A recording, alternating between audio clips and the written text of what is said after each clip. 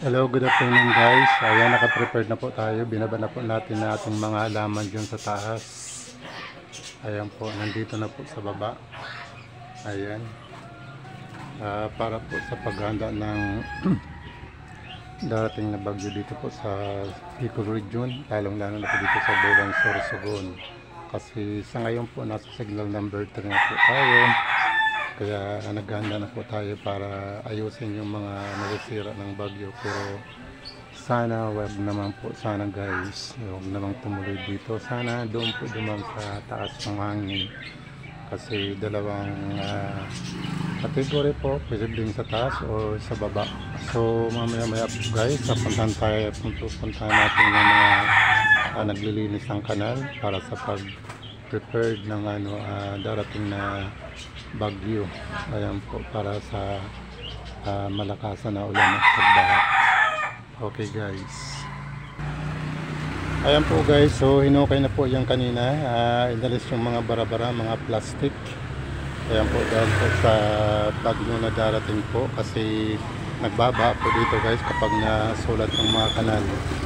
Ayan po, so punta tayo dun sa unahan kasi naglilinis na po doon yung mga scheme members dito sa barangay Sento.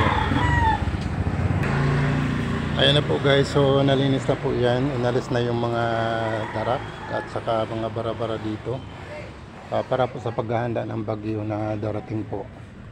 Kasi delikado po pag hindi nalinis itong mga kanal. So nagbaba po dito guys. So medyo malalim po ang ba dito kaya hindi madaanan. Ayan po guys. Ayan na po guys. So napakaraming darak na nakuha dyan. At saka yung mga plastic na nakapara dito. Ayan po, marami na pang nakuha ang plastic dyan. Para po sa mga pagbaha. Dahil po sa malakas na ulan sa darating na bagyo. Ayan po sila guys. So ito yung ating mga magigiting na mga naglilinis. Ayan po, para malinis ang kanal. Ayan po guys, so binubukas na yung mga maraming kanal. Ayan po guys, linis na po dito ang mga kanal para sa darating na bagyo. Kasi mahirap na, baka magbaha na naman dito. Ayan po guys. Ayan po, so mga barado pong kanal na yan. Ayan siya. So napaka buti ng ating scheme president dito, scheme members, kasi nalinis yung mga kanal dito.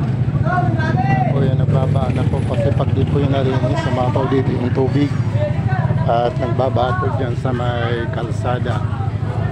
Yan po guys. So ito lang naman po ang pag-prepare ng bagyo para sa malakas na ulan kasi magbaba po talaga dito guys. So ito na po yung ating magigiting ng mga tagalinis dito sa kanal para sa darating na bagyo. Ayan po yung ating scheme member. Ano pong masasabi nyo dito, President? Ayan po guys, so napakarami ng ayan, puro basura, kaya nagbaba na dito sa kanal. So para po yan sa pag-prepare ng darating na bagyo kasi maraming ulan ang dala ng bagyo. Ayan po guys. So napakakapal ng ng dumi dito sa kanal. Tingnan nyo guys. Ayan po. Hindi sa dagat. No, sa basurahan. Okay. Anong masasabi mo kakang dahil sa paglilinis nyo ng kanal? Naalis na yung mga bara-bara.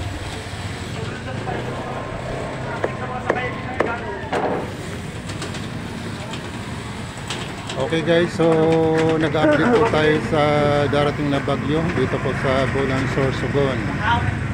Ayan po. According to Pag-asa, signal number 3 na po tayo dito sa Bolan, Sorsogon.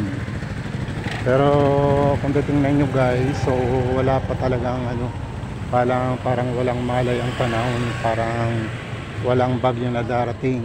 So tingnan nyo guys, napaka-kalma ng dagat, walang hangin. Pero mamaya-maya lang or mamayang gabi or bukas, baka dumating na po yung bagyo dito sa Bulang, Sorsogon.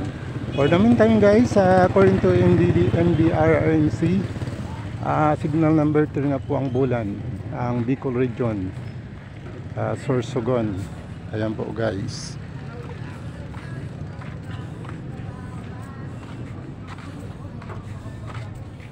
Tingnan nyo guys yung dagat, no? Walang kamalay-malay na may darating na bagyo. Signal number 3 na po yung Bicol Region. Ayan po guys.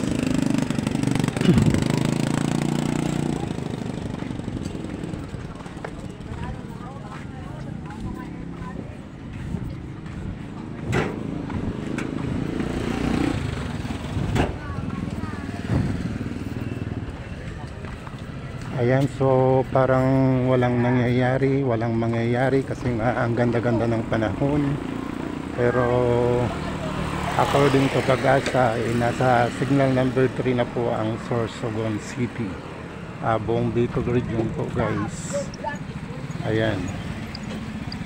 Ayan, shoutout guys sa ating mga members, sa ating mga followers dyan. Tingnan nyo guys, so napaka aliwalas pa po ng dagat, parang walang mangyayaring bagyo. So maganda na po tayo guys sa paparating ng bagyo. So sa ngayon po kasi nasa signal number 3 na po tayo. Ayan.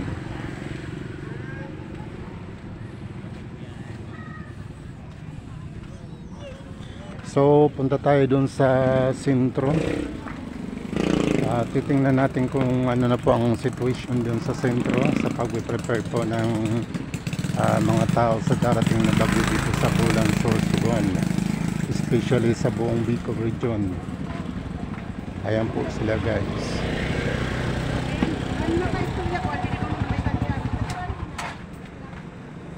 So sa ngayon po guys, nagre-relax pa rin yung mga tao, parang walang darating na bagyo. Pero sa kabila niyan, so nagbabanya na po ang bagyo at nakataas na po ang signal number 3 dito sa Bicol Region, lalong-lalo na po dito sa Bulan, Sorsogon City.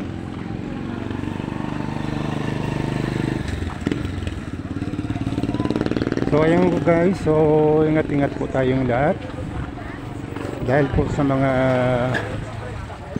sakuna na maaaring mangyari po dahil po sa bagyo.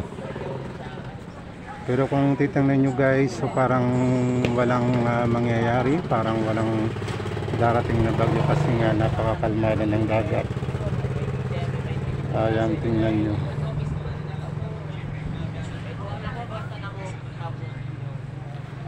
Okay, punta tayo dun sa sentro ng Bulan, Sorsogon.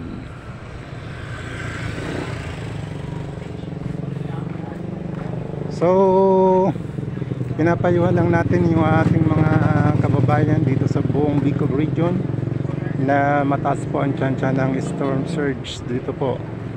Kasi nga po according to Pag-asa, signal number 10 na tayo at may advisory na po na tataas po ang dagat. Kaya ina-advise na po yung mga tao sa tabing dagat na so kailangang maglikas na po sila guys. Ayan po, so napakaganda ng panahon, parang walang mangyayari. Ayan po guys.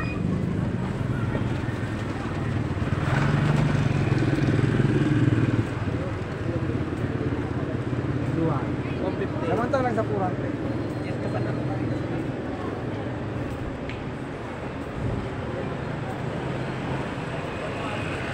Ayan guys, sa ngayon guys, so ang ganda-ganda pa rin ng panahon. Ang ganda ng hapon dito sa Bulang, Sorsogon. Parang walang darating na bagyo, so nag-enjoy pa rin yung ating mga kababayan at naglalakad-lakad pa rin. Pero deep inside mamaya baka dumating na yung ulan at bagyo. Kaya pinapayuhan natin yung ating mga kababayan na sana mag-ingat po tayong lahat guys. So according to Pag-asa, nasa signal number 3 na po ang Sorsogon. Kasama na po ang buong bulan. Kaya ingat-ingat po tayo guys. Ayan. So pupunta tayo sa sentro ng bulan at titingnan natin kung ano po ang ginagawa ng pagpiprepare ng ating mga kababayan sa darating ng bagyo. Kasi nasa signal number 3 na po tayo guys. Ayan po.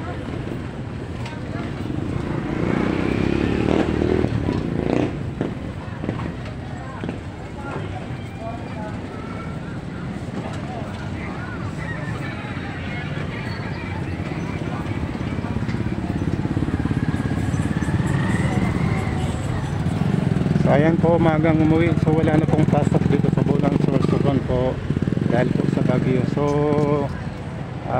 hininto na po ang mga klase kanina. Hanggang bukas po wala na pong klase dito ngayon dahil po sa bagyo. Bagyong Umpong po. So kailangan po tayo guys, so mag-ingat-ingat tayong lahat para sa darating na bagyo dito sa Bulan Sorsogon, buong Sorsogon po. Ingat po tayo.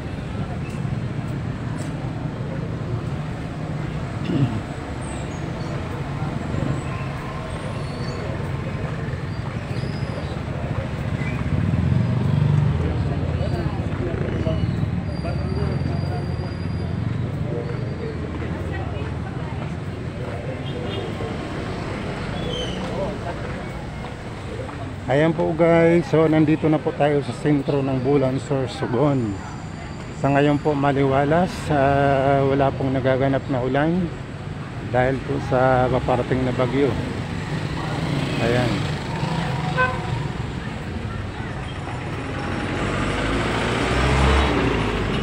So shout out once again sa ating mga subscribers, sa ating mga viewers. So ingat-ingat po tayo dito sa buong Bicol region kasi nasa signal number 3 na po yung Sorsogon. Kasama na po yung bulan. Ayan, shout out guys. Good morning, good afternoon po, good evening na po. Ingat-ingat po tayo dahil sa darating na bagyo. Signal number 3 na po ang Bulan Sorsogon.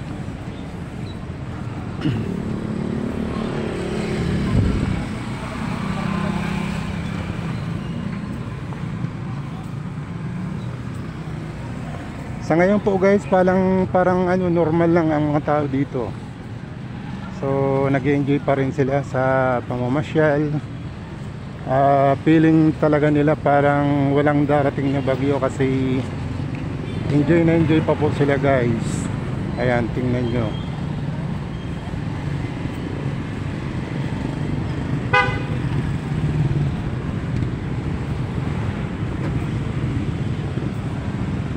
Baka mamayang gabi so rumagasa na po yung malakas na ulan.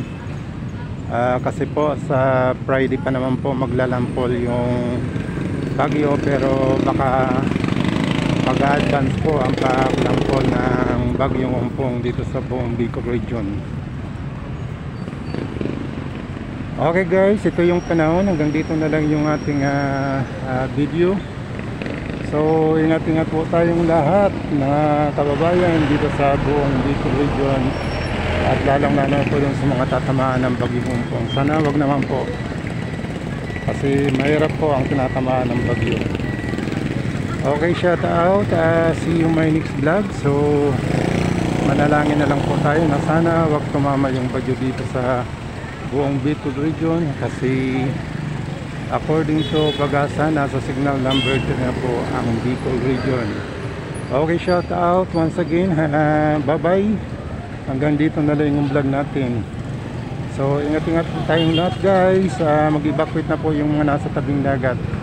Bye bye po.